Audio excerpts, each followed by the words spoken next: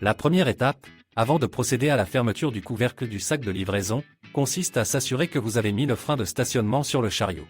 Une fois le frein de stationnement serré, nous abaissons soigneusement le couvercle et nous nous assurons que la serrure est correctement fermée dans sa position. Un clic nous indiquera qu'il s'est correctement fermé. Une fois la serrure fermée, pour l'ouvrir, nous avons un bracelet RFID qu'il faudra positionner sur le symbole qui apparaît ici à l'avant du chariot.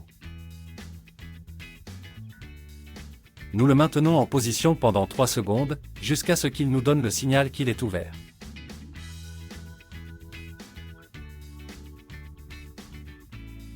Le chariot dispose d'une alarme de sécurité pour éviter le vol.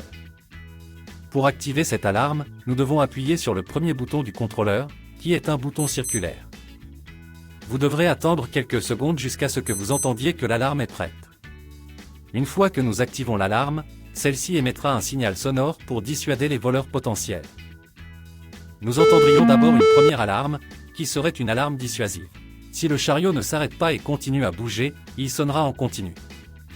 Pour désactiver l'alarme, nous devons appuyer sur le deuxième bouton et nous entendrons l'avertissement de désactiver le système de sécurité. Désormais, le chariot de pliage serait entièrement libre pour poursuivre l'itinéraire de livraison.